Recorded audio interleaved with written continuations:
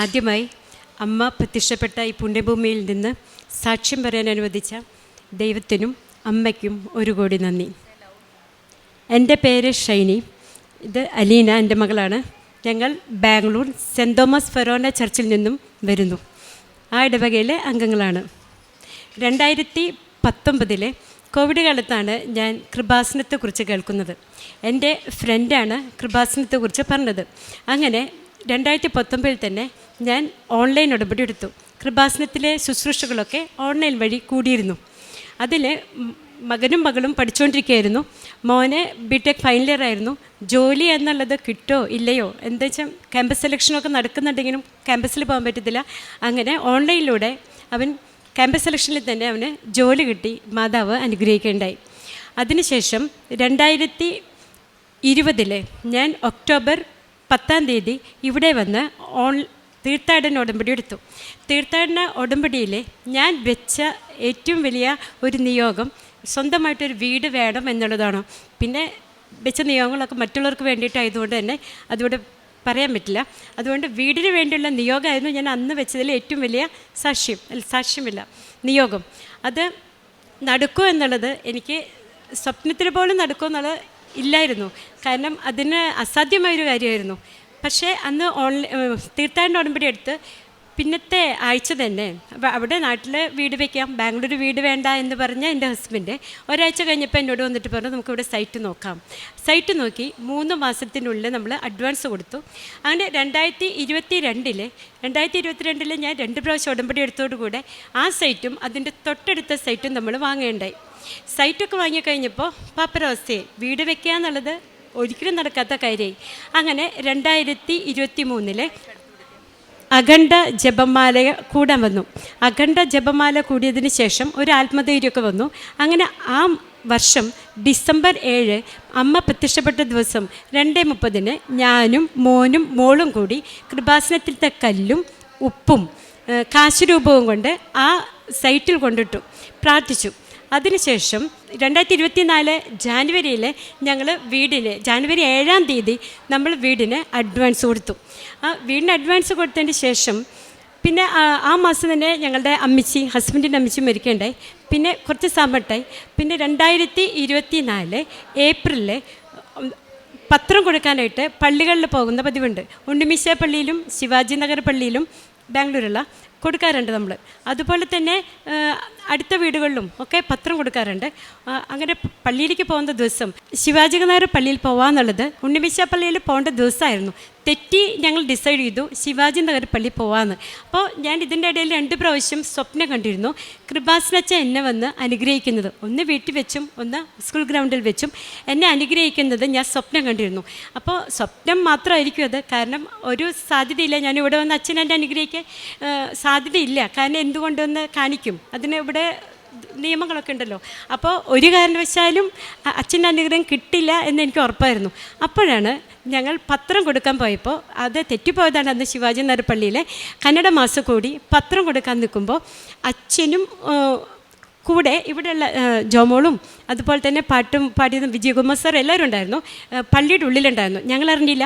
ഞങ്ങൾ കുർബാന കഴിഞ്ഞ് പത്രം കൊടുക്കാനായിട്ട് പള്ളിയുടെ മുൻപിൽ എൻ്റെ കൂട്ടുകാരും ഞാൻ പള്ളിയിലേക്ക് പോകുന്ന റോട്ടിൽ നിന്നു പത്രം കൊടുത്തു. പത്രം കൊണ്ടിരിക്കുമ്പോൾ ഇവിടെ നിന്നും കയറി വന്ന ഒരാൾക്ക് വിനീത പത്രം കൊടുത്തു. എൻ്റെ ഫ്രണ്ട് പത്രം കൊടുത്തപ്പോൾ ആൾ പറഞ്ഞു, ചിരിച്ചിട്ട് പോയി, വാങ്ങിയില്ല. ആൾ പള്ളിയിലേക്ക് പോയിട്ട് അവിടെ നിന്ന് തിരിച്ചു വരുമ്പോൾ അച്ഛൻ്റെ കൂടെ ഇവരെല്ലാവരും കൂടി ഒന്നിച്ച് പള്ളിയിൽ നിന്ന് ഇറങ്ങി വന്നു. അച്ഛൻ നേരെ വന്ന് അവളെ അനുഗ്രഹിച്ചു. സന്തോഷം കൊണ്ട് അവൾ പറഞ്ഞു, അച്ഛൻ എൻ്റെ ഫ്രണ്ടും കൂടെ വന്നിട്ടുണ്ടെന്ന്. അത് ഇവൾ പറയുന്നതിന് മുമ്പ് തന്നെ അച്ഛൻ എന്നെ കണ്ടായിരുന്നു. അപ്പോൾ നല്ല വെയിലത്തായിരുന്നു ഞാൻ പത്രം കൊടുക്കണ്ടായിരുന്നത്. അപ്പോൾ അച്ഛൻ അപ്പോൾ തന്നെ സന്തോഷം കൊണ്ട് മുകളിലേക്ക് കണ്ണുകൾ ഉയർത്തി നന്ദി പറഞ്ഞു. ആ നന്ദി പറഞ്ഞത് അച്ഛൻ ഏപ്രിൽ 9 ഉടമ്പടി ധ്യാനത്തിൽ പറയേണ്ടായി. അതിനുശേഷം അച്ഛൻ അനുഗ്രഹിച്ചപ്പോൾ ആത്മവിശ്വാസമായി. മെയ് 7 വീടിന് കല്ലിട്ടു. വീടിന് കല്ലിട്ടതിന് ശേഷം പിന്നെ അതിൻ്റെ പണികൾ ഓരോന്നോരോന്നായി വരെ. അപ്പോൾ മകന് ജോലി കിട്ടിയത് കൊണ്ടും അവൻ IT ഫീൽഡിലാണ് ജോലി കിട്ടിയത്, അതുകൊണ്ട് നമുക്ക് LICയിൽ നിന്ന് ലോൺ കിട്ടേണ്ടേ. ലോൺ കിട്ടാതെ വീട് വയ്ക്കാമെന്ന് പറഞ്ഞാൽ അത്ര എളുപ്പമുള്ള കാര്യമായിരുന്നില്ല. അങ്ങനെ ലോൺ കിട്ടാൻ വേണ്ടിയിട്ടായിരിക്കും മാതാവ് അവൻ അത്ര പെട്ടെന്ന് ജോലി കൊടുത്തതെന്ന് തോന്നുന്നു. അങ്ങനെ ലോൺ കിട്ടി, LICൻ്റെ ലോൺ കിട്ടി. നമ്മൾ വീട് പണിയാൻ തുടങ്ങി. വീട് പണി തുടങ്ങി ഒരു 2025 ഓഗസ്റ്റ് 17 നമ്മുടെ വീടിൻ്റെ ഹൗസ് ബ്ലെസ്സിങ് നടന്നു. സെപ്റ്റംബർ 7 ഹൗസ് വാമിങ്ങും നടന്നു. ആ വീടിൻ്റെ ഒരു പ്രത്യേകത എന്ന് വെച്ചിട്ടുണ്ടെങ്കിൽ, ഞാൻ ഡിസംബർ 7 കൊണ്ട് കൃപാസനത്തിലെ കല്ലിട്ടത് കൊണ്ടാവണം എല്ലാ പ്രധാന കാര്യങ്ങളും 7 നടന്നത്. ഫസ്റ്റ് വാർക്ക് നടന്നതും എല്ലാം 7 അതെങ്ങനെ വന്നു ചോദിച്ചാൽ എനിക്കറിയില്ല. അതങ്ങനെ പിന്നെയാണ് നമ്മൾ ശ്രദ്ധിക്കാൻ തുടങ്ങിയത്, എല്ലാം 7 ആണല്ലോ എന്ന്. അപ്പോൾ അതിൽ നിന്ന് തന്നെ അത് മാതാവിൻ്റെ ഇടപെടലാണെന്ന് വ്യക്തമാണ്. അതല്ലാതെ ഞങ്ങൾക്ക് ഇപ്പോൾ സാധാരണക്കാർക്ക് അവിടെ വീട് വയ്ക്കാൻ പറ്റില്ലായിരുന്നു. ഒരു ചെറിയ വീട് സ്വപ്നം കണ്ട ഞങ്ങൾക്ക് 4500 സ്ക്വയർ ഫീറ്റിൽ എല്ലാവരും ഭംഗിയുണ്ടെന്ന് പറഞ്ഞാൽ മനോഹരമായൊരു വീടാണ് മാതാവ് ഞങ്ങൾക്ക് തന്നത്. മാതാവിന് ലോട്ടയിൽ മാതാവ് എന്താ പറയുക, മാതാവിൻ്റെ രൂപം ഞങ്ങൾ വീടിൻ്റെ ഫ്രണ്ടിൽ തന്നെ അതിന് സാക്ഷ്യമായിട്ട് വെച്ചിട്ടുണ്ട്. അവിടെ വരുന്ന ഓരോരുത്തരും ചോദിക്കും, ഇത് കൃപാസന മാതാവിൻ്റെ വീടാണല്ലേ എന്ന്. ആണ്, 100% 101% ഉറപ്പാണ്, അത് മാതാവ് തന്ന വീടാണ്. ഞാൻ പ്രീവിയസ്ലി വർക്കിംഗ് ആയിരുന്നു. ഞാൻ അവിടെ തന്നെ ക്യാമ്പസ് പ്ലേസ്മെൻറ്റ്സിന് കയറിയിട്ട് ഞാനും ഒരു 7 മെമ്പേഴ്സ് ഇൻറ്റേൺസ് ആയിട്ടാണ് കയറിയത്. അത് കഴിഞ്ഞിട്ട് ഞങ്ങൾക്ക് എല്ലാവർക്കും 1 ഇയറിൻ്റെ ഉള്ളിൽ കൺവേർഷനായി. 1 ഇയറിന് ശേഷം ഞങ്ങളെല്ലാവരും അവിടെ നിന്ന് മാറാമെന്ന് വിചാരിച്ചു. കാരണം അവിടെ സാലറി വൈസും ഞങ്ങൾ എക്സ്പെക്റ്റ് ചെയ്യണ അത്രയും കിട്ടുന്നുണ്ടായിരുന്നില്ല. സോ ഞങ്ങൾ വിചാരിച്ചു ഓക്കെ 1 ഇയറിന് ശേഷം നമുക്ക് കമ്പനി മാറാമെന്ന് വിചാരിച്ചു.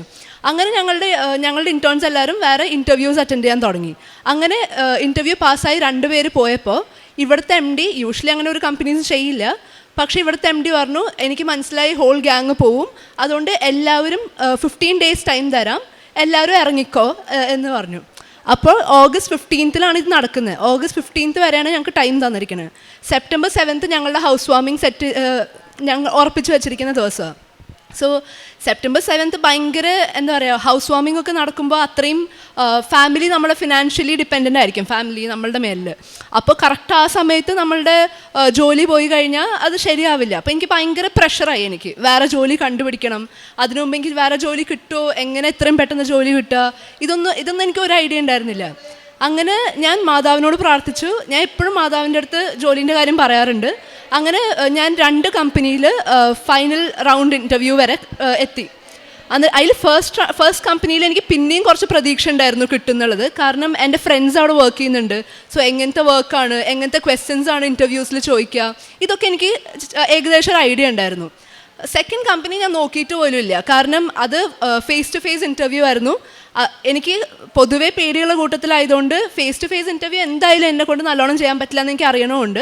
ഞാൻ ഫസ്റ്റ് കമ്പനി മാത്രമേ ഞാൻ സീരിയസ് ആയിട്ട് എടുത്തുള്ളൂ. ഫസ്റ്റ് കമ്പനി ഞാൻ നല്ലോണം ചെയ്തു, നല്ലോണം ആൻസറൊക്കെ ചെയ്തു. പക്ഷേ എനിക്ക് അവിടുന്ന് കോളൊന്നും വന്നില്ല. ഞാൻ നല്ല വിഷമത്തിലായിരുന്നു. അപ്പോഴാണ് സെക്കൻഡ് കമ്പനിയിൽ വെറുതെ പോകാമെന്ന് വിചാരിച്ചത്. പോയി അവിടെ ക്വസ്റ്റ്യൻസ് ചോദിച്ചു. ഞാൻ എക്സ്പെക്ട് ചെയ്ത പോലത്തെ ക്വസ്റ്റ്യൻസ് ഒന്നും അല്ല ചോദിച്ചത്. ഞാൻ അവിടെ ആകെ പാനിക്കായി, ഒന്നും പ്രത്യേകിച്ച് പറഞ്ഞിട്ടില്ല. എന്നിട്ട് ഞാൻ അങ്ങനെ ഇൻ്റർവ്യൂ ഹാളിൽ നിന്ന് ഇറങ്ങിയതും ഞാൻ ബാഗൊക്കെ എടുത്ത് എനിക്ക് ആകെ വിഷമവും നാണക്കേടൊക്കെ ആയി. 2 കമ്പനിയും പോയല്ലോ, ഇനി എന്ത് ചെയ്യും എന്നായി.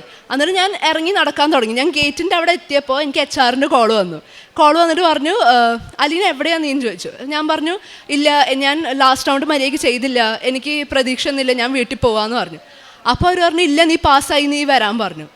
ഇത് എനിക്ക് വേണമെങ്കിൽ ഫസ്റ്റ് കമ്പനിയിൽ കിട്ടിയിരുന്നെങ്കിൽ മേ ബി ഞാൻ വിചാരിച്ചു പോയേനെ, ഇത് ഞാൻ ആൻസർ ചെയ്തുകൊണ്ട് കിട്ടിയതായിരിക്കുമല്ലോ, അങ്ങനെ വിചാരിച്ചു പോയേനെ. ഇത് മാതാവ് എനിക്ക് പ്രൂവ് ചെയ്ത പോലെ തോന്നിയത്. മാതാവിൻ്റെ അനുഗ്രഹമായിരുന്നു എനിക്ക് ജോലി എന്നുള്ളത് പ്രൂവ് ചെയ്ത് തന്നു. കാരണം ഞാൻ ഒന്നും പറഞ്ഞിട്ടില്ല ഇൻ്റർവ്യൂവിൽ, പക്ഷേ എനിക്കത് കിട്ടി. അതും ഫസ്റ്റ് കമ്പനീനേക്കാളും ബെറ്റർ ഓപ്ഷനായിരുന്നു സെക്കൻഡ് കമ്പനി. അങ്ങനെ മാതാവ് എനിക്ക് ആ ജോലി തന്ന് അനുഗ്രഹിച്ചു. പ്രേക്ഷിത പ്രവർത്തനം പത്രം കൊടുക്കാനായിട്ട് പോകും. അത് എല്ലാ മാസവും ഒരു 4 കെട്ട് പത്രം ഞാൻ കൊടുക്കും. ഇവിടെ നിന്ന് കൊണ്ടുപോകുന്നതല്ലാതെ തന്നെ ഞങ്ങൾ ഓൺലൈനിൽ വരുത്തിക്കാറുണ്ട്. അങ്ങനെ കൊന്ത വാങ്ങിക്കൊണ്ട് പോകാറുണ്ട്. ഇവിടെ നിന്ന് ഞാൻ ഒരു ട്യൂഷൻ ടീച്ചറാണ്. 10-60 കുട്ടികൾക്ക് ട്യൂഷൻ എടുക്കണ്ടായിരുന്നു വീട്ടിൽ. അപ്പോൾ ആ കുട്ടികളെയും വിശ്വാസത്തിലേക്ക് കൊണ്ടുവരാനായിട്ട് എനിക്ക് നന്നായിട്ട് സാധിച്ചിട്ടുണ്ട്. പിന്നെ ഞാൻ പറയുന്നതൊക്കെ വീട്ടിൽ പറയണ പോലെയല്ലല്ലോ, ടീച്ചർ പറയുമ്പോൾ അവർ അതിൻ്റേതായൊരു പോസിറ്റീവ് രീതിയിൽ കുട്ടികളെ കണ്ടിരുന്നു, എടുത്തിരുന്നു. എല്ലാ കുഞ്ഞുങ്ങളും നന്നായി പഠിക്കുകയും ചെയ്തിരുന്നു. അങ്ങനെ അത് കഴിഞ്ഞ് പിന്നെ കാരുണ്യപ്രവർത്തനം എന്ന് പറഞ്ഞിട്ടുണ്ടെങ്കിൽ ഹോസ്പിറ്റലുകളിൽ പോവും. അവിടെ കിഡ്വായ് ഹോസ്പിറ്റലിലെ ക്യാൻസർ പേഷ്യൻസിൻ്റെ കുട്ടികളെ കാണാനായിട്ട് പോകാറുണ്ട്. ഓൾഡ് ഏജ് ഹോമിൽ പോവും, അവർക്കുള്ള ഫുഡ് മേടിച്ചു കൊണ്ട് പോകും. അതുപോലെ തന്നെ ഒരു നേരത്തിനുള്ള ആഹാരത്തിനുള്ള പൈസ അവിടെ ഓരോ വീട്ടിലും ഓരോ പരിപാടികൾ വരുമ്പോഴും നമ്മൾ ഓർഫനേജിൽ കൊണ്ട് ഒരു നേരത്തിന് ഫുഡ് കൊടുക്കാനായിട്ട് പൈസ കൊടുക്കാറുണ്ട്. അത് ഓൾഡ് ഏജ് ഹോമിലായാലും കൊടുക്കും, ഓർഫനേജിലായാലും കൊടുക്കും. പിന്നെ പള്ളിയിൽ പോകുമ്പോൾ എന്നെ തേടി വരുന്ന പോലെ എൻ്റെ കയ്യിൽ വീട് പണിയൊക്കെ നടക്കുമ്പോൾ ഭയങ്കര ടൈറ്റാണ്. 50 രൂപയുള്ളൂ, 100 രൂപയെങ്കിലും അവിടെ പിന്നെ ബസ്സിന് നമുക്ക് പൈസ ഒന്നും കൊടുക്കണ്ടല്ലോ. അപ്പോൾ എന്താണെന്ന് വെച്ചാൽ ആരും എന്ന് ചോദിച്ചാലും എടുത്തു കൊടുക്കും, കൂളായിട്ട് എടുത്തു കൊടുക്കാറുണ്ട്. അതിനൊരു മടിയില്ല, അത് പണ്ടുമില്ല ഇപ്പോഴുമില്ല, കൊടുക്കാറുണ്ട്. പിന്നെ പ്രാർത്ഥനാ ജീവിതം എന്ന് പറഞ്ഞാൽ കുറച്ച് മടിയുള്ള കൂട്ടത്തിൽ തന്നെയായിരുന്നു. കൊന്ത ചെല്ലാനൊക്കെ ഒരു കൊന്ത വീട്ടിൽ ചെന്ന് ഞാൻ ഭയങ്കര സംതൃപ്തിയായി. പക്ഷെ ഇപ്പം അങ്ങനെയല്ല. ഇപ്പോൾ ബുധനാഴ്ച ഉപവാസം എടുത്തു കഴിഞ്ഞാൽ 1000 മണി കൊന്ത ചെല്ലാൻ പഠിച്ചു. വീട്ടിൽ വെറുതെ ഇരിക്കുമ്പോഴോ ഫ്രീ ടൈം കിട്ടുമ്പോഴോ ഒക്കെ. അതുപോലെ വീട് പണിയുന്ന സമയത്ത് വീട്ടിലേക്ക് ദൂരമാണ്, 15 കിലോമീറ്റർ അപ്പുറത്താണ് വീട് പണിത്. താമസിച്ചിരുന്ന സ്ഥലത്ത് നിന്ന് ഓരോ പ്രാവശ്യം വരുമ്പോഴും സർവശക്തനായ പിതാവും കൊന്തയും ധാരാളം എത്തിച്ചിട്ടുണ്ട്. ആ വീടിൻ്റെ ഓരോ ചുമരുകളിലും ആ കൊന്തയുണ്ടാവും, വിശ്വാസപ്രമാണം ഉണ്ടാവും. അത്രമാത്രം എത്തിച്ചു കൂട്ടിയിട്ടുണ്ട് പ്രേയേഴ്സുകളെ. ഇത്രയും അനുഗ്രഹങ്ങൾ ചെയ്ത അമ്മ മാതാവിനും ഈശോ തമ്പുരാനും 1 കോടി നന്ദി. ദൈവമാണ് നമ്മുടെ അഭയവും ശക്തിയും. കഷ്ടതകളിൽ അവിടുന്ന് സുനിശ്ചിതമായ തുണയാണ്. സങ്കീർത്തനം 46 1-ാം വചനം. നമ്മുടെ ജീവിതത്തിൽ ദുഃഖങ്ങളും കഷ്ടങ്ങളും വരുമ്പോൾ അഭയം പ്രാപിക്കാൻ സുരക്ഷിതമായ ഒരു സ്ഥലമാണ് പരിശുദ്ധ അമ്മ ജീവനോടെ പ്രത്യക്ഷപ്പെട്ട ഈ ആലയം. എല്ലാ പ്രതീക്ഷകളും തകരുമ്പോഴും ദൈവമാണ് നമ്മുടെ ശക്തി എന്ന് ഏറ്റുപറഞ്ഞ് ജീവിതത്തിലെ എല്ലാ പ്രതിസന്ധികളും തരണം ചെയ്യാൻ ഈശോയും അമ്മയും നമ്മുടെ കൂടെയുള്ള ഒരു വലിയ പദ്ധതിയാണ് ഉടമ്പടി ജീവിതം. ഒരു ദൈവാനുഭവത്തിലേക്കാണ് ഉടമ്പടി ജീവിതം നമ്മെ ഓരോരുത്തരെയും നയിക്കുന്നത്. ദൈവത്തിൻ്റെ നാമം മഹത്വപ്പെടുത്തുവാനും ദൈവമാണ് എൻ്റെ എല്ലാം എന്ന് ബോധ്യമാക്കാനും ആ ബോധ്യം മറ്റുള്ളവരോട് ഷെയർ ചെയ്യുവാനും ആണ് ഉടമ്പടി ജീവിതം നമ്മെ പഠിപ്പിക്കുന്നത്. ഉടമ്പടിയിൽ വളരെ ചുരുങ്ങിയ സമയത്തിനുള്ളിലാണ് ഒരു വ്യക്തി ദൈവത്തിൻ്റെ ഏറ്റവും അടുത്ത ഒരു മകളായി ഒരു മകനായി മാറുന്നത്. ഷൈനി റെജി എന്ന മകളുടെ സാക്ഷ്യത്തിൽ നിന്ന് നമുക്ക് മനസ്സിലാക്കാൻ സാധിക്കുന്നത് ദൈവത്തിൻ്റെ ഒരു വലിയ അനുഗ്രഹത്തിൻ്റെ ഒരു കൃപയുടെ ഒരു സാക്ഷ്യമാണ്. ഉടമ്പടി ജീവിതത്തിലേക്ക് വന്നതിന് ശേഷം അസാധ്യമായത് എന്താണ് അത് എഴുതാനാണ് ഉടമ്പടി ക്ലാസ്സിൽ പറഞ്ഞത്. ഒരു ഭവനം എന്നത് അസാധ്യമാണെന്ന് ഈ മകൾക്ക് മനസ്സിലായി. സ്വന്തം കഴിവിലും സാമ്പത്തിക ബുദ്ധിമുട്ടുകളാലും പറ്റില്ല എന്ന് തോന്നിയ ഒരു കാര്യമാണ് ഒരു ഭവനം എന്നൊരു സ്വപ്നം. ഉടമ്പടി എടുത്ത ഉടനെ ആദ്യത്തെ ഉടമ്പടിയിൽ തന്നെ ഫസ്റ്റ് സൈറ്റ് നോക്കി അതിൻ്റെ അഡ്വാൻസ് കൊടുക്കാൻ സാധിച്ചു. ഇതാണ് നമ്മൾ പറയുന്നത്. അമ്മയ്ക്ക് സമയമൊന്നുമല്ല. വർഷങ്ങളായിട്ട് ഈ മകൾ ആഗ്രഹിച്ചതാവാം, സ്വപ്നം കണ്ടതാവാം, പ്രാർത്ഥിച്ചതാവാം. പക്ഷേ ഉടമ്പടി എടുത്ത ഉടനടിയാണ് ഈ മകളുടെ ജീവിതത്തിലേക്ക് ഈശോയും അമ്മയും കണി നൽകുന്ന അനുഗ്രഹങ്ങൾ. പിന്നീട് അഖണ്ഡ ജപമാല റാലി ഡിസംബർ 7-ാം തീയതി വിശ്വാസത്തോടെ പരിശുദ്ധമ്മ പ്രത്യക്ഷപ്പെട്ട ഈ ആലയത്തിൽ നിന്നാണ് മണലും കല്ലുമൊക്കെ കൊണ്ടുപോയി ആ സ്ഥലത്തിട്ടത്. പിന്നീടെല്ലാം പെട്ടെന്ന് തന്നെ ഈ മകൾക്ക് ഓരോ കാര്യങ്ങളും ഈശോയും അമ്മയും ചെയ്തു കൊടുക്കുകയായിരുന്നു. പിന്നീടുണ്ടായിരുന്ന ഒരു സ്വപ്നമാണ്, ബഹുമാനപ്പെട്ട ജോസഫ് അച്ഛൻ തന്നെ വന്ന് അനുഗ്രഹിക്കുന്ന ഒരു സ്വപ്നമാണ് ഈ മകൾ കണ്ടത്. നമുക്കറിയാം, അച്ഛനെ സ്വപ്നം കണ്ടു എന്നത് അമ്മയെ ഈ ആൾത്താരയിൽ കണ്ടത് ജോസഫ് അച്ഛനാണ്. അമ്മയുടെ പ്രത്യക്ഷീകരണത്തിൻ്റെ ഒരു വലിയ സാക്ഷിയാണ് നമ്മുടെ ബഹുമാനപ്പെട്ട ജോസഫ് അച്ഛൻ. സ്വപ്നങ്ങളും ദൈവിക സാന്നിധ്യത്തിൻ്റെ ഒരു മാധ്യമമാണ്. ഈ മകളുടെ ആഗ്രഹം അമ്മ മനസ്സിലാക്കി. അങ്ങനെയാണ് ഒരിക്കലും പ്രതീക്ഷിക്കാത്ത ഒരു സമയത്ത് വേറൊരു പള്ളിയിൽ പോകേണ്ട ഈ മകൾ പ്രത്യേകിച്ചും ആ പർട്ടിക്കുലർ പള്ളിയിൽ പോയി. അവിടെ നിന്ന് പെരും വെയിലത്താണ് ഈ മകളും കൃപാസനത്തിലെ പത്രം കൊടുത്തുകൊണ്ടിരുന്നത്. ആരോ കൃപാസനത്തിലെ ഒരു സ്റ്റാഫ് ഇറങ്ങി വന്നപ്പോൾ അവർക്കും പത്രം കൊടുത്തു. അവിടെ അവർ ചെന്നിട്ടാണ് ജോസഫ് അച്ഛനോട് പറഞ്ഞത്, അങ്ങനെ യാദൃശ്യമായിട്ട് അച്ഛൻ പുറത്തിറങ്ങി ഈ മക്കളെ കാണാൻ, ഈ പെരും വെയിലത്ത് നിന്ന് പത്രം കൊടുക്കുന്ന ഈ മക്കളെ കാണാനാണ് ജോസഫ് അച്ഛൻ അവിടെ ഇറങ്ങി വന്നത്. ആ മകൾ സ്വപ്നം കണ്ട് അതുപോലെ തന്നെ ഈ മകളെ വന്ന് അനുഗ്രഹിച്ചു. ഇതാണ് നമ്മൾ പറയുന്നത്, നമ്മൾ ഉടമ്പടിയിലായിരിക്കുമ്പോൾ നമ്മുടെ ഓരോ ചെറിയ ചെറിയ സ്വപ്നങ്ങളും ചെറിയ ചെറിയ ആഗ്രഹങ്ങൾ പോലും പരിശുദ്ധ അമ്മ ഓരോ കാര്യങ്ങളും ഏറ്റുചെന്ന് നടത്തി കൊടുക്കുകയാണ്. നമ്മൾ പറയേണ്ട ആവശ്യമില്ല. നമ്മുടെ ആഗ്രഹങ്ങളെല്ലാം അമ്മയ്ക്കറിയാം. അങ്ങനെയാണ് ഈ മകൾക്ക് ഒരു വലിയ അനുഗ്രഹം കിട്ടി. അതുതന്നെയാണ് അച്ഛൻ വീണ്ടും ധ്യാനത്തിൽ പറയുകയും ചെയ്ത ഈ മക്കളെപ്പറ്റി. ഏപ്രിൽ 9-ാം തീയതി ധ്യാനത്തിനിടയിൽ ഈ മക്കളെപ്പറ്റി സൂചിപ്പിച്ചിരുന്നു. നമ്മൾ വിശ്വാസത്തോടെ എത്രമാത്രം ത്യാഗം ചെയ്ത് നമ്മുടെ ഉടമ്പടി ജീവിതം സത്യസന്ധമായിട്ട് സന്തോഷത്തോടെ പാലിക്കുമ്പോൾ ഈശോയും അമ്മയും നമ്മുടെ ജീവിതത്തിൽ അനുഗ്രഹങ്ങളുടെ ഒരു വലിയ ഒരു അനുഗ്രഹങ്ങൾ ആഫ്റ്റർ അനുഗ്രഹങ്ങളാണ് നമുക്ക് നൽകുന്നതെന്നാണ് നമുക്ക് മനസ്സിലാക്കാൻ സാധിക്കുന്നത്. പിന്നീടുണ്ടായിരുന്ന ഒരു LIC ലോണാണ്, അതും പാസ്സായി. പിന്നെ ഉടമ്പടി വസ്തുക്കളുടെ ഉപയോഗം ഇവരുടെ ജീവിതത്തിൽ എപ്പോഴും ഉണ്ടായിരുന്നു. ഓരോ കാര്യങ്ങൾ ചെയ്യുമ്പോഴും ഉടമ്പടി വസ്തുക്കളായ തൈലവും ഉപ്പും മണലും ഒക്കെയാണ് ഇവിടെ നിന്നുള്ള പരിശുദ്ധമ്മ പ്രത്യക്ഷപ്പെട്ട ഈ ആലയത്തിലെ മണലാണ് വീട് പണിക്ക് ഉപയോഗിച്ചിരുന്നത്. പിന്നീട് നമുക്കൊരു വലിയ കാര്യമായിട്ട് കാണുവാൻ സാധിക്കുന്ന 7 എന്ന നമ്പറാണ്. ഓരോ കാര്യത്തിലും ഡിസംബർ 7-ാം തീയതി 2:30-നാണ് ഇവർ മണ്ണിട്ടത്. ജനുവരി 7-ാം തീയതി വീട് പണിക്കുള്ള അഡ്വാൻസ് കൊടുത്തു. ഓഗസ്റ്റ് 15-ന് ഹൗസ് ബ്ലെസ്സിങ്, സെപ്റ്റംബർ 7-ന് ഹൗസ് വാമിങ്. ഇതെല്ലാം പരിശുദ്ധ അമ്മയുടെ ഒരു വലിയൊരു സാന്നിധ്യം നമുക്ക് കാണാൻ സാധിക്കും. അമ്മ ഇവരുടെ കൂടെയുണ്ട്. ഇവരെ കൈവിടാതെ സൂക്ഷിക്കുന്ന ഒരമ്മയാണ്. ഉടമ്പടി മക്കൾക്കൊന്നും ഭയപ്പെടേണ്ട ആവശ്യമില്ല. സാമ്പത്തിക ബുദ്ധിമുട്ടോ എന്തു തന്നെ ആയാലും അമ്മ കൂടെ നിന്ന് ഇവരുടെ കാര്യങ്ങളെല്ലാം ചെയ്തു കൊടുക്കുക. അതുകൊണ്ടാണ് ഇവരുടെ കാര്യത്തിലെല്ലാം ഈ 7 നമ്പറിൽ കൂടെ അമ്മയുടെ സാന്നിധ്യം ഇവർക്ക് എപ്പോഴും നമുക്ക് അടുത്തറിയാൻ സാധിക്കുന്നത്. ഉടമ്പടി ജീവിതത്തിൽ മുന്നോട്ട് പോകുമ്പോൾ ഒരുപാട് ബോധ്യത്തോടു കൂടി ദൈവത്തിൻ്റെ നാമം നമുക്ക് മഹത്വപ്പെടുത്താൻ സാധിക്കട്ടെ എന്ന് പ്രാർത്ഥിക്കാം. ദൈവത്തെ മഹത്വപ്പെടുത്താൻ തക്കവിധം നമ്മൾക്കും യോഗ്യത ഉണ്ടാവട്ടെ. ഈശോയുടെയും പരിശുദ്ധ അമ്മയുടെയും വലിയ സാന്നിധ്യം നമ്മളോടും ഒപ്പമാകട്ടെ. ഈ മക്കളോടെന്ന പോലെ ഈ ഉടമ്പടി ജീവിതം ആത്മാർത്ഥതയോടെ നമുക്ക് നയിക്കാം. ഈ മകൾക്ക് കിട്ടിയ പിന്നീടുള്ളൊരു ജോലിയാണ്. മകളും പ്രാർത്ഥിച്ചു. അമ്മ നമ്മുടെ വിശ്വാസ കൈമാറ്റം ചെയ്ത് മക്കളെയും ഉടമ്പടി ജീവിതത്തിലേക്ക് നയിക്കുന്ന ഒരു നല്ലൊരു കുടുംബമാണ്.